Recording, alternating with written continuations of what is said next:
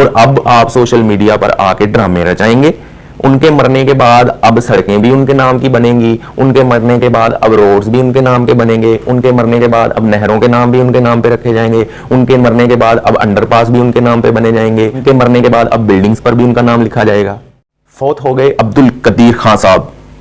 अब कुछ ड्रामेबाज लोग सोशल मीडिया पर आएंगे और बोलेंगे बहुत दुख हुआ, बहुत अफसोस हुआ, इस बंदे के जाने से जो खला पैदा हुआ है वो खला कभी पूरा नहीं हो सकता।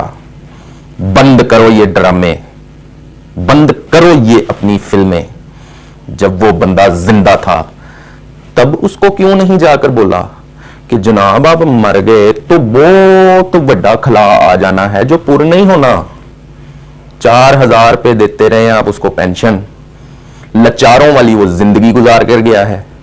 अब आपको उसकी कंट्रीब्यूशंस भी याद आ जाएंगी, अब आपको रोने धोने भी पड़ जाएंगे, अब आपको उसका खला भी याद आ जाएगा। उसकी जिंदगी में उसको करके दिखाते ना, उसको मरते हुए इस बात का गम ना होता कि मैंने इस कौम के लिए वो काम किया, मैंने इस कौम के लिए सर्व किया। सुहेल वड़ाइच ने जब उसका इंटरव्यू किया था ना, यूट्यूब पर पड़ा हुआ है, आप देख सकते हैं जाकर। उसने क्या अल्फाज यूज किए, मुझे बहुत बड़ा पछतावा रहेगा कि मैंने इस कौम के लिए सर्व किया। 200 के करीब मुमालिक हैं दुनिया में।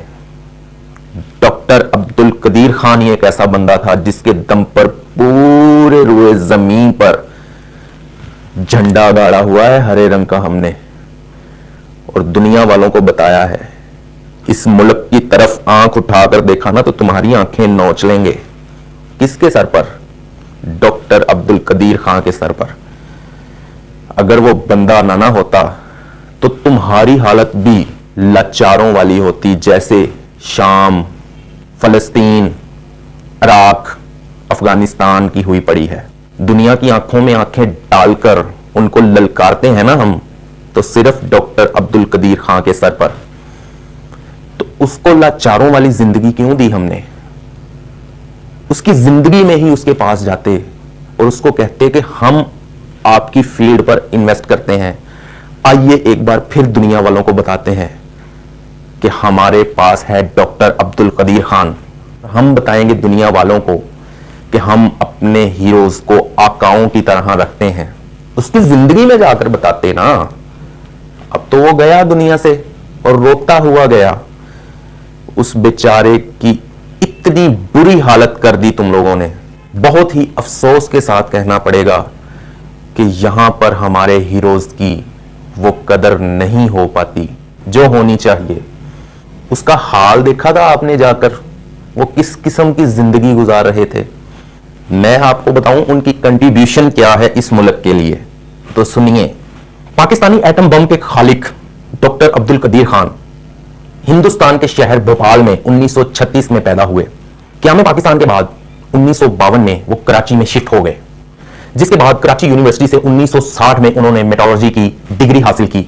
इसके बाद 1967 में हॉलैंड से मेटोलॉजी की मास्टर डिग्री हासिल की। इसके बाद 1972 में बेल्जियम से पीएचडी की डिग्री हासिल की।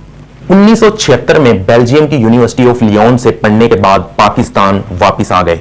उस वक्त के वजीर आजम जुल्फिकार अली भुट्टो की दावत पर इंजीनियरिंग रिसर्च लेबोरेटरीज पाकिस्तान एटमी प्रोग्राम का हिस्सा बन गए। बाद में 1981 में जनरल ज़ियाउल हक ने उस लेबोरेटरी का नाम तब्दील करके AQ खान रिसर्च लेबोरेटरी रख दिया। 8 साल की इंतहाई कलील अरसा में अनथक मेहनत और लगन के साथ एटमी प्लांट नस्ब करके दुनिया के नामवर नोबेल इनाम याफ्ता साइंसदानों को हैरत में डाल दिया। मई 1998 में पाकिस्तान ने एटमी बम का कामयाब तजुर्बा किया, जिसका सेहरा डॉक्टर अब्दुल कदीर खान के ही सर पर जाता है। सन 2000 में डॉक्टर अब्दुल कदीर खान ने कोकिस्ट नामी एक दरसगाह की बुनियाद भी रखी। 10 अक्टूबर 2021 को डॉक्टर साहब इस दुनिया फानी से कूच कर गए। वफाकी वजीर शेख रशीद अहमद ने यह ऐलान किया है कि डॉक्टर अब्दुल कदीर खान को सरकारी एजाज के साथ सपुर्दे खाक किया जाएगा। इनकी नमाज जनाजा फैसल मस्जिद में अदा की गई, क्योंकि इनकी वसीयत थी कि इनका नमाज जनाजा फैसल मस्जिद में ही पढ़ाया जाए। मैं आपको बताता जाऊं कि डॉक्टर अब्दुल कदीर खान को फेफड़ों की बीमारी थी। उन्होंने इस दुनिया से जाना था क्योंकि उनकी इतनी ही लिखी गई थी। लेकिन हमने उनके लिए क्या किया, यह एक बहुत बड़ा सवालिया निशान है कि हमने बहसियत कौम उनके लिए क्या किया।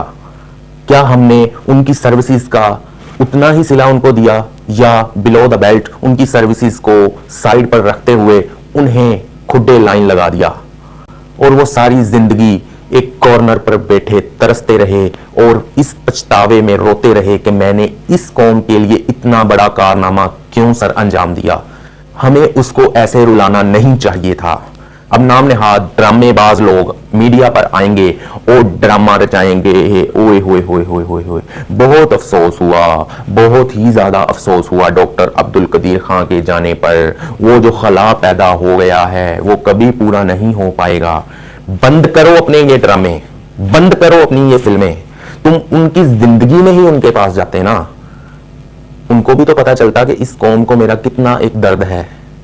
अब आप मीडिया पर आएंगे और अपने ड्रामे रचाएंगे, किनको खुश करेंगे? अवाम को। अवाम को उनकी हालत पता है कि किन हालत में उन्होंने जान दी। सुहेल वड़ाई साहब का इंटरव्यू अभी भी मीडिया पर पड़ा हुआ है। वो सीढ़ियों पर बैठा हुआ इंसान डॉक्टर अब्दुल कदीर खान ही था जिन्होंने बोला था मैंने क्यों इस कौम के लिए इतना बड़ा काम किया, मुझे ये बहुत बड़ा पछतावा रहेगा कि मैंने इस कौम के लिए काम किया जिन्होंने मेरी कदर ही नहीं की। और अब आप सोशल मीडिया पर आके ड्रामे रचाएंगे। उनके मरने के बाद अब सड़कें भी उनके नाम की बनेंगी, उनके मरने के बाद अब रोड्स भी उनके नाम के बनेंगे, उनके मरने के बाद अब नहरों के नाम भी उनके नाम पे रखे जाएंगे, उनके मरने के बाद अब अंडरपास भी उनके नाम पे बने जाएंगे, उनके मरने के बाद अब बिल्डिंग्स पर भी उनका नाम लिखा जाएगा। उनको इसका कोई फायदा नहीं, उसकी जिंदगी में ही उसको यूटिलाइज करते ना। हम अपने हीरोज को उनकी जिंदगी में ही क्यों नहीं सराहते? उनके मरने के बाद उनकी जय जयकार करने लगते हैं चंद दिनों के लिए। खुदारा इस बात पर गौर और फिक्र करें और जो बेचारे बाकी कुछ हीरोज बच गए हैं उनको लाचारगी वाली जिंदगी मत दें। उनको सराहें, उनके फन को सराहें, उनको फुल प्रोटोकॉल दें। यार डॉक्टर अब्दुल कदीर खान को तो वजीर आजम का प्रोटोकॉल मिलना चाहिए था। और पूरी दुनिया के मुल्कों के सामने ललकार कर खड़े हो सकते हैं हम। किसके सर पर? डॉक्टर अब्दुल कदीर खान के सर पर। कैसे? कि अगर पाकिस्तान पर बुरी नजर डाली ना तुम्हारी आंखें नोच लेंगे। किसके सर पर? डॉक्टर अब्दुल कदीर खान के सर पर। यह सारा क्रेडिट उस बंदे को जाता है। 200 से ज्यादा मुल्क हैं इस दुनिया में, सभी मुल्कों के दरमियान नक्शे के ऊपर हरा झंडा गाड़ा है डॉक्टर अब्दुल कदीर खान के सर पर। और हमने उनको कैसी जिंदगी दी, कैसा प्रोटोकॉल दिया? बिलो द बेल्ट, निचली सतह से भी नीचे। अल्लाह ताला डॉक्टर अब्दुल कदीर खान को जन्नत में आला मुकाम अता फरमाए। और मैं एक अदना सा स्टूडेंट उनसे माफी मांगता हूं कि हम आपको वो प्रोटोकॉल नहीं दे सके जो आपका बनता था। दोस्तों उम्मीद करता हूं आपको ये टॉपिक बहुत अच्छा लगा होगा। दुआओं में याद रखना और अल्लाह के जिक्र का जुबान पे स्वाद रखना। अल्लाह हाफिज।